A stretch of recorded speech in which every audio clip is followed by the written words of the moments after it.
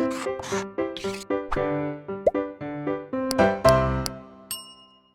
Students, welcome back to Blueprint Digital. आज की इस वीडियो में हम पादप के विभिन्न अंगों की आंतरिक संरचना के बारे में पढ़ेंगे और विशेष रूप से इसमें हम मूल यानी कि रूट की इंटरनल स्ट्रक्चर के बारे में पढ़ेंगे। वीडियो को स्टार्ट करने से पहले हमारे चैनल को सब्सक्राइब करें और बेल आइकन दबाना न भूलें, जिससे हमारे लेटेस्ट वीडियोस की नोटिफिकेशन आपको प्राप्त होती रहे। अब हम आज के टॉपिक पर आते हैं।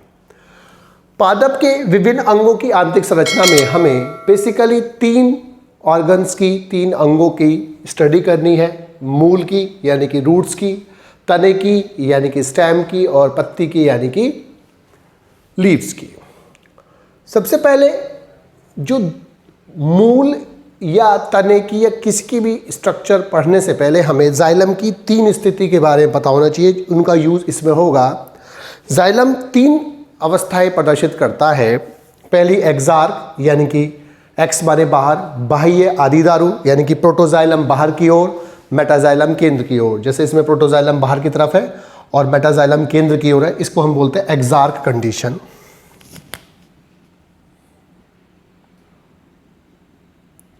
यानी कि बाह्य आदि दारू यानी कि प्रोटोजाइलम बाहर की ओर। और स्टेम में कंडीशन रिवर्स होती है, उस कंडीशन को बोलते हैं एंडार्क, यानी कि प्रोटोजाइलम अब सेंटर की तरफ होगा और मेटाजाइलम बाहर की तरफ होगा, स्टेम में पाई जाती है। और तीसरे होते हैं मिजार्क कंडीशन, जाइलम प्रोटोजाइलम के चारों तरफ मेटाजाइलम प्रेजेंट होता है, जो टेरिडोफाइट्स में होता है। हमें बेसिकली यहाँ पर दो ही पढ़नी है, एक्सार्क और एंडार्क। एक्सार्क माने प्रोटोजाइलम बाहर की तरफ, मेटाजाइलम केंद्र की ओर, और एंडार्क में उल्टा, प्रोटोजाइलम सेंटर की ओर और मेटाजाइलम बाहर की ओर। रूट्स में एक्सार्क कंडीशन पाई जाती है, स्टेम में एंडार्क कंडीशन पाई जाती है। अब हमें मूल यानी कि रूट की आंतरिक संरचना पढ़ने से पहले हमें रूट के बारे में कुछ विशेष बातें जो रूट्स में पाई जाती है वो पढ़नी होती है। हमें 6 मेन बातें याद रखनी है कि इसमें जो एपिडर्मिस होती है वो एपीब्लेमा कहलाती है, या पिलिरिफेरस लेयर कहलाती है, या राइजोडर्मिस कहलाती है। यानी कि उसको हम मूलीय त्वचा या रोम धारक स्तर बोलते हैं। पिलिरिफेरस लेयर को हम बोलते हैं रोम धारक सतह, क्योंकि उसमें रूट हेयर्स यानी कि मूल रोम पाए जाते हैं। तो एपीब्लेमा जो होती है उस पर क्यूटिकल और स्टोमेटा नहीं होते। यहाँ पर क्यूटिकल भी नहीं होते, स्टोमेटा नहीं होते, क्योंकि ये रूट अंडरग्राउंड होती है। रूट का निर्माण एम्ब्रियो में रेडिकल से होता है, और जो रूट्स होती है उसमें एपिडर्मिस एपीब्लेमा या राइजोडर्मिस या पिलिरिफेरस लेयर कहलाती है, यानी कि मूल त्वचा या मूल रोम धारक त्वचा कहलाती है, और उस पर क्यूटिकल और स्टोमेटा यानी कि रंध्र अनुपस्थित होते हैं। दूसरा, इनमें हाइपोडर्मिस अनुपस्थित होती है। एपीब्लेमा के ठीक नीचे स्टेम में एक लेयर नजर आएगी जिसे हम हाइपोडर्मिस बोलते हैं। इनमें हाइपोडर्मिस अनुपस्थित होती है क्योंकि ये सॉइल के अंदर होते हैं। वहाँ पर हाइपोडर्मिस जो होती है वो प्रोटेक्शन में हेल्प करती है, रक्षण में हेल्प करती है। यहाँ पर एंडोडर्मिस वेल डेवलप्ड होती है, अर्थात सुविकसित होती है, और उसमें कैस्पेरियन स्ट्रिप्स प्रेजेंट होती है। एंडोडर्मिस की जो सेल्स होती है, पैसेज सेल को छोड़कर, उनमें जो सुबेरिन का जमाव होता है, सुबेरिन का डिपोजिशन होता है रेडियल और अनुप्रस्थ भित्तियों पर, उसे हम कैस्पेरियन पट्टियाँ या कैस्पेरियन स्ट्रिप्स बोलते हैं। तो इसमें कैस्पेरियन पट्टियाँ युक्त एंडोडर्मिस यानी कि अंतस्थ त्वचा सुविकसित होती है। वेस्कुलर बंडल रेडियल होते हैं, अर्थात अरीय होते हैं। सहवन बंडल अरीय होते हैं, यानी कि जाइलम फ्लोएम अलग अलग रेडियस में एकांतर क्रम में लगे होते हैं। जाइलम की कंडीशन बाह्य आदिदारू यानी कि एक्सार्क होती है, अर्थात प्रोटोजाइलम बाहर की ओर और मेटाजाइलम केंद्र की ओर होता है। लेटरल रूट्स जो होती है, पार्श्वीय जो जड़ें बनती हैं वो एंडोजीनस होती हैं। उनका उद्भव एंडोजीनस होता है, मतलब वो स्टील के अंदर की तरफ से डेवलप होती है, अर्थात वो पेरिसाइकिल से डेवलप होती है। चूंकि स्टील के अंदर से डेवलप होती है इसलिए इसको एंडोजीनस बोलते हैं। तो ये 6 कैरेक्टर्स है जो रूट्स में दिखाई देंगे ही देंगे, चाहे वो डाइकॉट हो या मोनोकॉट हो। पहले अब हम द्विबीजपत्री जड़ की संरचना पढ़ेंगे, फिर एक बीजपत्री की, और दोनों में फिर अंतर पढ़ेंगे। जो डाइकॉट रूट है यानी कि द्विबीजपत्री तने की जो जड़ की जो संरचना है, हम उसका चना मटर आदि की इंटरनल स्ट्रक्चर से अध्ययन करते हैं। तो इसमें जो सबसे पहला स्तर होता है वो एपिब्लेमा कहलाता है, एपिडर्मिस कहलाता है, या पिलिरिफेरस लेयर या राइजोडर्मिस कहलाता है। और ये मुख्यतः पैरेन्काइमेटस सेल से मिलकर बना होता है, जिनमें इंटरसेलुलर स्पेस एब्सेंट होते हैं, यानी कि पास पास स्थित सेल होती है। और इसमें अनेक सेल से हेयर प्रेजेंट निकलते हैं, जिन्हें हम क्या बोलते हैं, रूट हेयर कहते हैं। और रूट हेयर सदैव सिंगल सेल्ड होते हैं, एक कोशिकीय होते हैं, और इनका कार्य मृदा से जल तथा जल में घुलित खनिज तत्वों को, खनिज लवणों का अवशोषण करना होता है। इन पर क्यूटिकल और स्टोमेटा एब्सेंट होते हैं। और इनमें जो सेल्स मूल रोम का निर्माण करती है, ये वाली सेल जैसे मूल रोम बना रही, इनको हम बोलते हैं ट्राइकोब्लास्ट। ट्राइकोब्लास्ट। इसके बाद इसका जो मेन काम है वो क्या है, एपिब्लेमा प्रोटेक्टिव होती है, रक्षण करती है, लेकिन रूट हेयर्स जल और जल में घुलित खनिज लवणों के अवशोषण में सहायता करते हैं। दूसरी कॉर्टेक्स यानी कि जो बलकुट होता है, इसे हम बलकुट बोलते हैं। बलकुट में बेसिकली दो ही लेयर दिखाई देती हैं, पहली सिंपल कॉर्टेक्स और दूसरी वाली एंडोडर्मिस। तो जो एंडोडर्मिस होती है वो अंदर वाली लेयर होती है, बाहर की तरफ कॉर्टेक्स प्रेजेंट होता है जो पैरेन्काइमा सेल से बना होता है बेसिकली। इनमें इंटरसेलुलर स्पेस जो होते हैं वो पाए जाते हैं, अर्थात ये बिल्कुल पास पास व्यवस्थित नहीं होती है। और इनकी जो सेल्स होती हैं वो फूड स्टोर करने, बनाने और फूड स्टोर करने में हेल्प करती है। इनमें स्टार्च ग्रेन्स प्रेजेंट होते हैं। और इसके अलावा इन कोशिकाओं का एक काम और है कि जल और जल में घुलित जो खनिज लवण है उनका स्थानांतरण करने में भी सहायता करती है, क्योंकि जल जो आता है वो बेसिकली यहाँ से ऐसे होता हुआ यहाँ ऐसे पहुँचेगा, तो ये जल के संवहन में, ट्रांसपोर्ट में भी सहायता करती हैं। तीसरा होती है एंडोडर्मिस।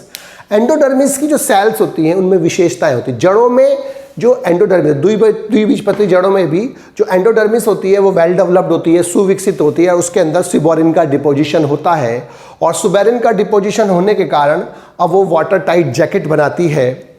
और इन जमाव को हम बोलते हैं कैस्पेरियन स्ट्रिप्स या कैस्पेरियन बैंड्स। और ये सेल्स जो होती है ढोलककार की होती है, बैरल शेप्ड होती है, ढोलाकार होती हैं। और लेकिन जो प्रोटोजाइलम के ठीक सामने सेल्स होती हैं उन पर सुबेरिन का डिपोजिशन नहीं होता है। और सुबेरिन का डिपोजिशन ना होने के कारण अब यहाँ से जल आसानी से आ जाएगा, क्योंकि सुबेरिन जल के अंदर बाहर जाने को रोक देता है। और ऐसी सेल्स कहलाती हैं पैसेज सेल। द्वार कोशिकाएं यानी कि मार्ग कोशिकाएं कहते हैं इनको, मार्ग देती है ये मार्ग कोशिका। इसके बाद जो पेरिसाइकल होता है, इसके नीचे एक लेयर प्रेजेंट होती है जो सामान्यतः सिंगल सेल्ड होती है, यानी कि एक सेल थिक होती है। और इसका जो लेयर होती है वो पैरेन्काइमा सेल से मिलकर बनी होती है, और ये स्टील का निर्धारण करती है। और इसकी सेल्स जो होती है लगातार होती है, कंटिन्यूअस होती है, अर्थात उनमें गैप नहीं होता, पास पास स्थित होती है।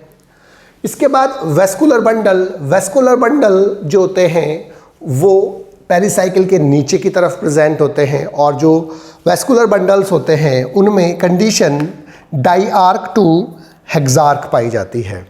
इनमें वेस्कुलर बंडल 2 से लेकर 6 होते हैं डाइकॉट में, अर्थात 2 का मतलब डाईआर्क और 3 ट्राईआर्क, टेट्रार्क एक्सेट्रा होते हुए 6 माने हेक्सा, तो हेक्सार्क तक होती है। वेस्कुलर बंडल रूट्स में अरीय होते हैं, रेडियल होते हैं, अर्थात जाइलम और फ्लोएम अलग अलग रेडियस पर एकांतर क्रम में व्यवस्थित होती है। और इनके बीच में जो सेंटर में एक पिथ प्रेजेंट होती है, मेडुला प्रेजेंट होती है, जिसका काम होता है भोज्य पदार्थों का, फूड का स्टोर करना। और जो प्रोटोजाइलम होती है इसमें वो बाहर की तरफ प्रेजेंट होती है, एक्सार्क कंडीशन होती है। तो इनमें जो वेस्कुलर बंडल होते हैं, संवहन पूल होते हैं, वो रेडियल और एक्सार्क होते हैं। सेंटर में जो पिथ होती है वो प्रेजेंट तो होती है, लेकिन वो इतनी ज़्यादा विकसित नहीं होती जितनी मोनोकॉट्स में विकसित होती है। इसके बाद जो मोनोकॉट है, मोनोकॉट की जो स्ट्रक्चर है वो भी लगभग सेम डाइकॉट जैसी होती है कि सबसे बाहर वाली लेयर एपिब्लेमा कहलाती है। एपिब्लेमा से सिंगल सेल्ड रूट हेयर्स निकलते हैं और उनका भी काम वही होता है। स्टोमेटा एब्सेंट होते हैं, क्यूटिकल एब्सेंट होती है, लेकिन कुछ अधिपादप जैसे ऑर्किड्स होते हैं। अधिपादप कौन से होते हैं? वे पादप जो प्रकाश संश्लेषी होते हैं, अर्थात उनमें अपना भोजन बनाने की क्षमता होती है, लेकिन वो सपोर्ट के लिए किसी दूसरे प्लांट पर ग्रो करते हैं। उन्हें हम अधिपादप यानी कि एपिफाइट्स कहते हैं। जैसे ऑर्किड्स, तो ऑर्किड्स में जो मूल त्वचीय होती है यानी कि जो एपिब्लेमा होती है वो बहुस्तरीय होती है। और कुछ अन्य प्लांट्स जो वाटर की कमी में पाए जाते हैं, जैसे नीरियम है, कनेर, और जो कुछ अन्य प्लांट्स होते हैं उनमें भी एपिब्लेमा जो होती है वो मल्टी सैरिएट हो सकती है। तो यहाँ पर ऑर्किड्स में बहुस्तरीय एपिब्लेमा पाई जाती है। चूँकि यहाँ पर एक विशेष टिश्यू प्रेजेंट होता है, इसे हम वेलेमन बोलते हैं, और ये वेलेमन जो होता है वो हाइग्रोस्कोपिक यानी कि आर्द्रताग्राही होता है, और वो वातावरण से जो मॉइस्चर होता है, नमी होती है, उसको ग्रहण कर लेता है, उसको एब्जॉर्ब कर लेता है। उसके बाद कॉर्टेक्स जो होता है इसमें वो पूर्ण विकसित होता है डाइकॉट के कंपैरिजन में, और वो पैरेन्काइमा सेल से मिलकर बना होता है और उनमें इंटरसेलुलर स्पेस थोड़े से प्रेजेंट होते हैं। लेकिन जो हाइड्रोफाइट्स होते हैं उनमें बल्कुट जो होता है, यानी कि जो हाइड्रोफाइट्स हैं उनमें कॉर्टेक्स जो होता है उनमें एरेनकाइमा प्रेजेंट होती है। अर्थात जब पैरेन्काइमा सेल्स के बीच बीच में स्पेस ज़्यादा प्रेजेंट होता है तब हम उसे एरेनकाइमा बोलते हैं, यानी कि वायु ऊतक बोलते हैं। तो उनको बायोन्सी यानी कि उनको हल्का बनाने के लिए, जिससे वो फ्लोट कर सके आसानी से, उसमें एरेनकाइमा प्रेजेंट होता है। इसके बाद एंडोडर्मिस जो होती है वो प्रेजेंट होती है कॉर्टेक्स के नीचे की तरफ। कॉर्टेक्स की जो लास्ट लेयर होती है, कॉर्टेक्स की जो आंतरिक लेयर होती है, उसे एंडोडर्मिस बोलते हैं। एंडोडर्मिस में वही सेल्स प्रेजेंट होती हैं ढोलक के आकार की, और उस पर कैस्टेरियन स्ट्रिप्स प्रेजेंट होती है। लेकिन वही जो प्रोटोजाइलम के बाहर सेल्स होती है उन्हें हम पैसेज सेल बोलते हैं। वहाँ पर सुबेरिन का डिपोजिशन नहीं होता। जहाँ जहाँ पर ही प्रोटोजाइलम होगा उसके बाहर वहाँ प्रेजेंट नहीं होंगी, तो उन्हें हम क्या बोलते हैं? पैसेज सेल बोलते हैं। इसके बाद वेस्कुलर बंडल जो होते हैं, जो मोनोकॉट रूट है उनमें वेस्कुलर बंडल जो होते हैं वो सामान्यतः 6 से अधिक होते हैं, अर्थात उनकी कंडीशन पॉलीआर्क कहलाती है। पॉली माने बहुत सारे, अर्थात उसमें 6 से ज़्यादा वेस्कुलर बंडल होते हैं। और जो वेस्कुलर बंडल है वो एक रिंग में लगे होते हैं। कंडीशन एक्सार्क पाई जाती है। प्रोटोजाइलम बाहर की तरफ, मेटाजाइलम अंदर की तरफ होता है। ये मेटाजाइलम हो गया, ये प्रोटोजाइलम हो गया बाहर की तरफ। अब जो पिथ है इसमें, पिथ इसमें वेल डेवलप्ड होती है, सुविकसित होती है, और पिथ का पैरेन्काइमा सेल से बनी होती है। इसका काम वही होता है भोज्य पदार्थों को और अन्य पदार्थों को स्टोर करना। और जो कोशिकाएं होती है उनमें जो फूड स्टोर रहता है वो मंड के रूप में यानी कि स्टार्च के रूप में होता है। अब हम द्विबीजपत्री मूल और एक बीजपत्री मूल यानी कि डाइकोटिलेडोनस रूट और मोनोकोटिलेडोनस रूट्स में अंतर पढ़ेंगे कि जो द्विबीजपत्री मूल होता है उनमें बल्कुट सरल और समांग होता है, एक जैसा होता है। जबकि एक बीजपत्री पादपों में जो बल्कुट यानी कि कॉर्टेक्स होता है वो पूर्णतः विकसित होता है। जो द्विबीजपत्री मूल है यानी कि डाइकॉट रूट है उसमें अंतःत्वचा में यानी कि एंडोडर्मिस में कैस्पेरियन पट्टियाँ स्पष्ट होती है, लेकिन आंशिक रूप से स्पष्ट होती है। लेकिन जो मोनोकॉट रूट होती है उनमें जो कैस्पेरियन स्ट्रिप्स होती हैं, कैस्पेरियन बैंड्स होते हैं, कैस्पेरियन पट्टियाँ होती हैं एंडोडर्मिस में, वो पूर्ण स्पष्ट होती हैं, ज़्यादा स्पष्ट होती है डाइकॉट के कंपैरिजन में। द्विबीजपत्री जो जड़ है, मूल है, उनमें संवहन पूल यानी कि वेस्कुलर बंडल की संख्या 2 से 6 होती है, यानी कि डाइआर्क से हेक्सार्क होती है। जबकि एक बीजपत्री में जो मूलों की संख्या होती है वो 6 से अधिक होती है, अर्थात पॉलीआर्क बोलते हैं इसको। मेटाजाइलम वाहिकाएं इसमें बहुभुजीय होती हैं, जबकि इसमें गोल अथवा अंडाकार होती हैं। मेटाजाइलम के चारों ओर उपस्थित संयोजी ऊतक, जो इसको हम संयोजी ऊतक बोलते हैं, कंजंक्टिव टिश्यू बोलते हैं, तो वो संयोजी ऊतक जो होता है वो मृदुतक यानी कि पैरेन्काइमा सेल से बना होता है, जबकि जो मोनोकॉट होता है उसमें दृढ़ुतक यानी कि स्क्लेरेन्काइमा।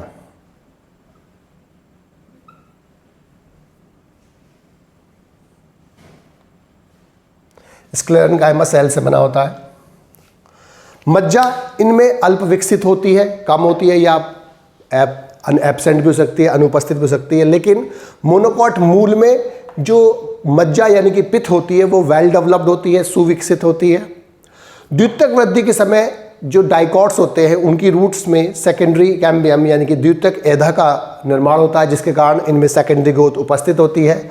लेकिन इनमें सेकेंडरी ग्रोथ एब्सेंट होती है, इसीलिए इसमें सेकेंडरी कैम्बियम यानी कि द्वितीयक कैम्बियम नहीं बनता, इसीलिए इनमें द्वितीयक वृद्धि सामान्यतः अनुपस्थित होती है और डाइकॉट में द्वितीयक वृद्धि सामान्यतः उपस्थित होती है। बच्चों, आज की इस वीडियो में बस हम इतना ही पढ़ेंगे। हमारी इस वीडियो को आप लाइक करें और अपने दोस्तों के साथ शेयर करें। यदि आपका कोई डाउट है तो आप हमें कमेंट करके बता सकते हैं। इस अध्याय को और अच्छे से पढ़ने और समझने के लिए आप चित्रा प्रकाशन की बुक एक्टिव जीव विज्ञान की सहायता भी ले सकते हैं।